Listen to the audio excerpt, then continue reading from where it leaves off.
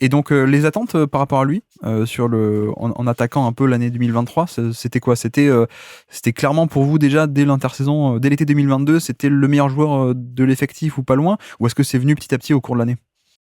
Alors, donc moi, j'étais pas là l'été. J'étais Ouais, en Europe pour scouter des profils pour les années suivantes.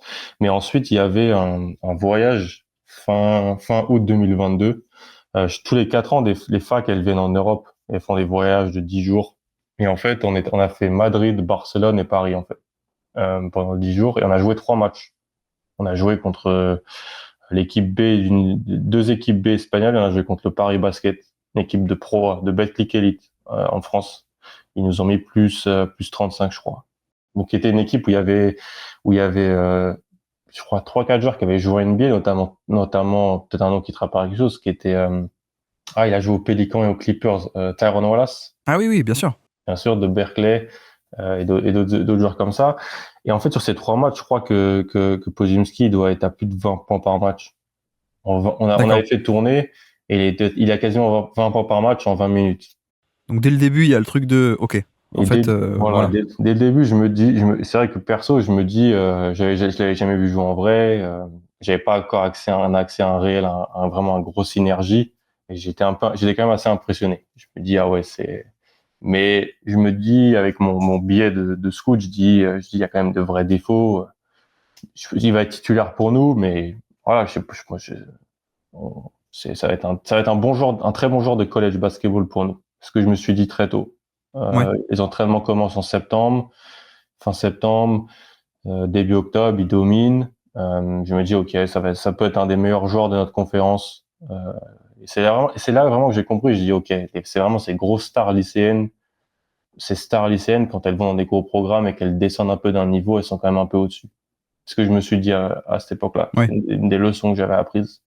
Tu sais, c'est un peu comme les joueurs NBA. T'as des joueurs NBA, genre des spécialistes défensifs Ouais, et en NBA, et tu les mets en Europe, dans une division un peu inférieure, et les mecs ils se mettent à prendre des pull-ups, faire 25 points par match, et tu te dis, ah ouais, en exactement. fait, c'est ça le niveau des mecs NBA, quoi. C'est quand même très au-dessus. Exactement. Et je me rappelle, on va jouer 2 scrimmages secrets. En fait, il y a ça fin octobre, on joue des scrimmages secrets pour s'entraîner. On avait joué à Utah et à Nevada.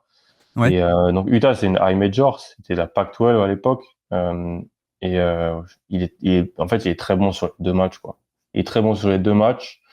Donc il gagne le poste de titulaire au poste 2 parce que c'était pas sûr, hein, entre guillemets. Il y avait un autre candidat pour starter au poste 2 parce qu'on avait vraiment beaucoup de turnover. On avait perdu 3 titulaires de l'équipe de l'année d'avant. Et on pensait qu'il allait être soit titulaire, soit sixième homme, en fait. Euh, et en fait, les 2 premiers matchs de l'année, il en met 31 et 33. Ouais. Donc, contre des petites facs, hein, contre vraiment des petites facs, c'était Eastern Washington et Georgia Southern, mais il faut quand même faut les mettre 64 points sur 2 matchs quand tu t'as pas joué l'année d'avant. Donc, c'était assez impressionnant quand même. Mais tu sais, moi, ça me fait penser à. Alors, c'est un très vieux souvenir, mais et pour le coup, j'aime pas trop la version NBA. Mais ça m'avait fait pareil avec Caris LeVert, moi. Pour le Ouais. coup, que je connaissais, j'avais regardé le run Michigan 2013, tu sais. Mm. Et donc, Trey Burke, Hardaway Jr., Mitch McGary, Glenn Robinson, The Second, ou des trucs. Voilà, le truc blindé. Et premier match de la saison d'après, 2013-14. Moi, Caris LeVert, c'était le huitième homme hyper fin, ou même huitième, neuvième, hein, qui faisait pas grand chose. Et là, le mec arrive et il tape une énorme performance avec Nick Stauskas aussi, pareil. Mais Mm. Caris LeVert, ça m'avait étonné. Et tu dis, ah ouais, ok, le progrès fulgurant et ce genre de truc, quoi. Et comme tu dis, ça commence toujours par des petites facs, mais ouais, il faut les mettre aussi, quoi. Et Ouais. même contre des petites facs, il faut le répertoire, il faut les pull-ups, enfin voilà, la création. Et au final, alors tu peux nous parler de la saison, mais il finit à 36 minutes par match, ce qui est quand même énorme, hein, dans une ligue où les matchs font 40 minutes, hein, donc 36 minutes Ouais. par match, 20 points de moyenne, quasiment 9 rebonds aussi, ça on pourra en parler aussi, quasiment 4 assists en plus par match, et puis surtout, alors j'ai pas trouvé le chiffre, peut-être tu pourras me dire, mais quelle est la moyenne d'efficacité de votre conférence, mais en tout cas lui il est à 1,20 points par tir, ou 60% trop shooting, c'est un peu pareil, Ouais. l'un c'est x2, mais 1,20 points par tir, ce serait déjà un score beaucoup plus efficace que la moyenne en NBA, mais je suppose en plus que les standards de votre conférence sont plus Sont faibles, plus donc bas. Ouais. ouais, donc on a une saison incroyable, quoi. Franchement, je crois que c'était fin décembre. Il y a mes parents et mon petit frère qui sont venus me voir pour Noël et qui sont assistés à un match. Et je crois que mon petit frère regarde beaucoup de NBA, il adore. Et je lui ai dit, franchement, là, nous, on s'en rend pas compte, mais on prend pour garant ce qu'il fait, en fait. Nous, le staff, là, on prend pour garant que tous les soirs, c'est 20-10-4, en fait. Ouais. Et c'est pas normal, en fait. On peut me parler euh, degré d'adversité, il est pas en Big Ten, en SEC et tout, mais il est en 20, quasiment 20, 10 et 4, quoi.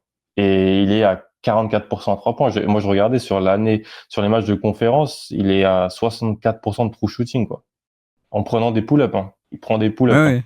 Il prend des pull-ups, on n'avait pas, cette année-là, on n'avait pas le meilleur spacing possible non plus. On jouait pas mal de fois avec deux intérieurs qui pouvaient pas tirer.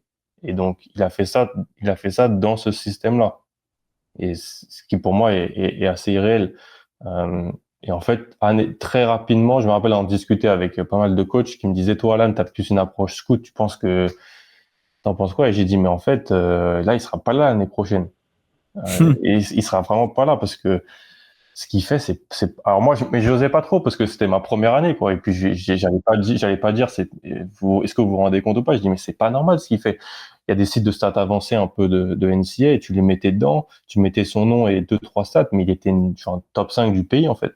C'était l'un des meilleurs joueurs de college basketball du pays. C'était un des secrets les mieux gardés, en fait, honnêtement.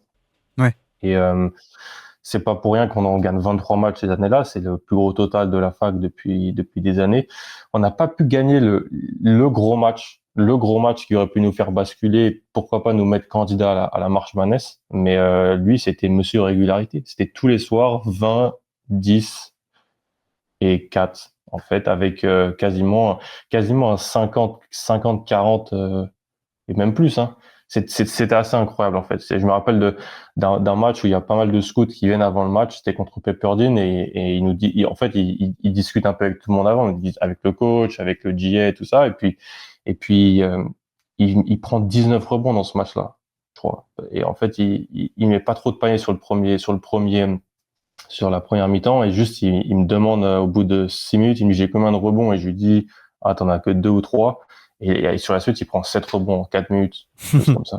Donc, 23 points, 18 rebonds, 4 assists, un bloc, un steal contre Pepperdine en fin février, 23 c'est ça. février. Ouais, c'est ça. Ouais. Et vous, malheureusement, alors je veux pas raviver de mauvais souvenirs, mais Oh, c'est tu peux. le tournoi de fin de saison où vous perdez contre San Francisco en double overtime, qui aurait Ouais, pu vous faire aller au tournoi de March Madness si vous gagnez ce tournoi de conférence. Et vous exactement. perdez aussi le NIT, donc la deuxième division de la March Madness, hein, le tournoi un peu secondaire. La Ligue Et Europa. On peut ça la Ligue Ligue Europa. Europa, oui, c'est vrai, on peut dire ça. Ligue Europa. Bon, bref, non, je vais pas tacler Calipari aujourd'hui. Tant pis, restons. Non, mais voilà, énorme saison. En plus, il nous dit que dès le début, vous voyez que ça va coller, mais en plus, ça va dans tous les sens. Finalement, il fait le combine. Il reste. Alors, tout en maintenant l'éligibilité, parce que ça aussi une nouvelle règle où tu as le droit de tester un peu, de faire le combine et tout, alors qu'avant, tu sais, c'était soit tu vas pas, quoi, grosso modo. Et donc voilà, donc il fait ça, et je suppose que dans les interviews, ça se passe bien. Et il a un peu, non pas des promesses, où ça se passe bien. Il garde son nom à la draft. Il est drafté 19e par Golden State au final. J'ai pas trop envie non plus de faire parler là-dessus, sauf si tu veux, sur ce côté Golden State, les rapports et tout. Mais juste, moi, je voulais souligner le fait que en un an, en fait, hein, en 12-13 mois, allez, peut-être 13-14 parce que le recrutement c'est en avril. Mm. Et entre avril 2022 et juin 2023, donc en un an à peine, il passe de je joue pas du tout dans ma fac, 4000 par match, quelques matchs à Illinois, à top 20 de la draft, quoi. C'est quand même assez extraordinaire, quoi. C'est exceptionnel. Et franchement, le crédit lui en revient à lui majoritairement.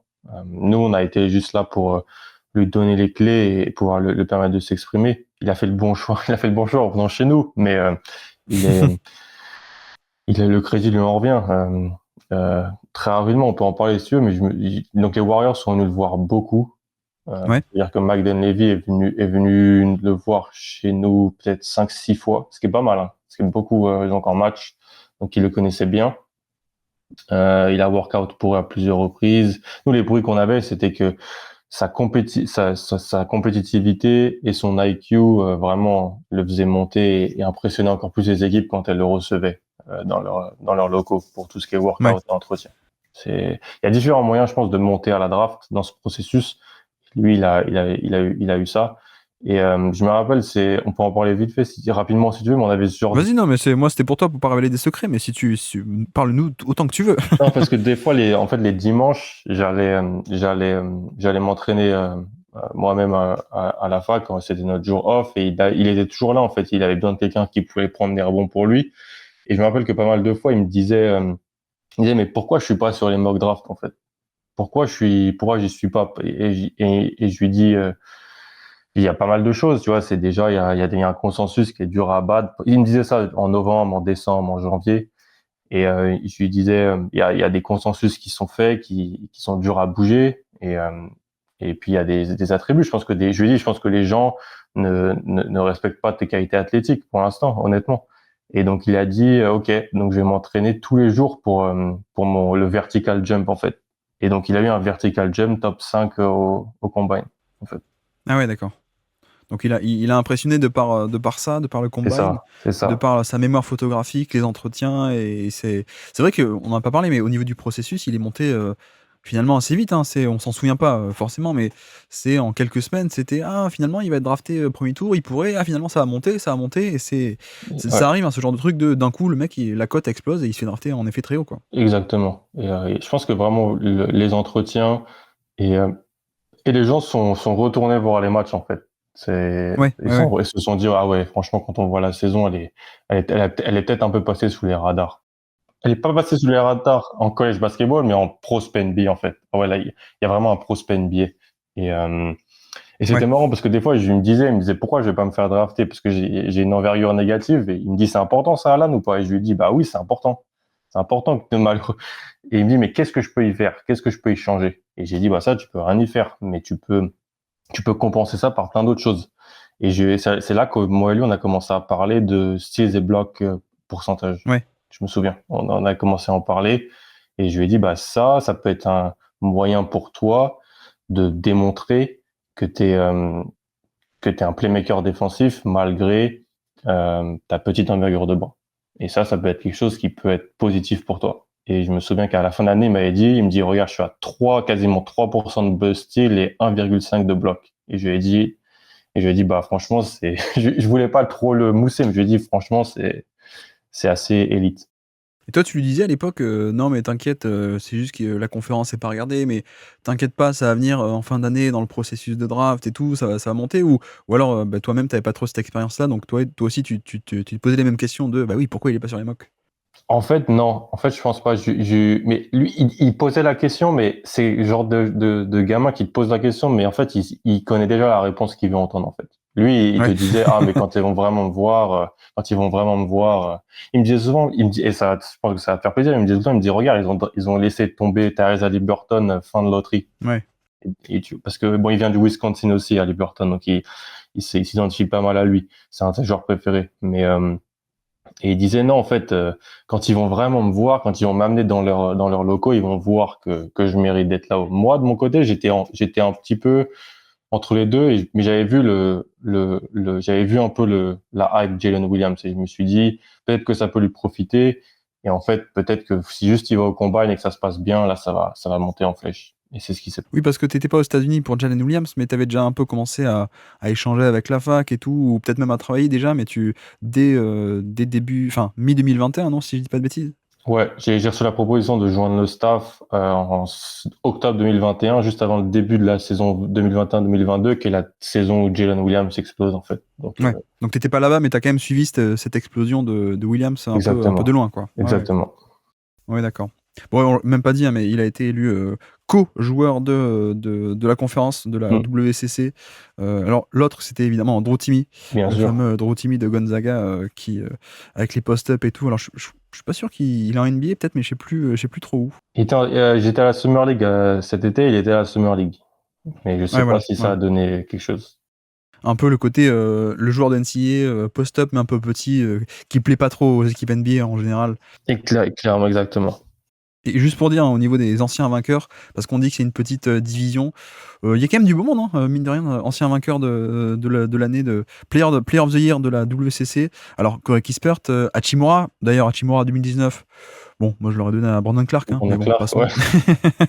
Jock Landale, Kelly Olynyk à l'époque, Mathieu Della Vedova, Adam Morrison, Ronny Turiaf aussi. Ronny Turiaf a été le player of the Year de la conférence à Gonzaga. Steve Nash, évidemment, Doug Christie à l'époque aussi, le joueur des Kings, John Stockton, Bill Cartwright aussi, 3 fois élu joueur de la conférence, Bill Cartwright, Kurt Rambis, Rick Adelman, tu sais, le coach. Je savais pas qu'il était joueur là-bas, mais voilà, je l'ai appris. Et surtout, le plus grand de tous aussi. Le plus grand. Bill Russell.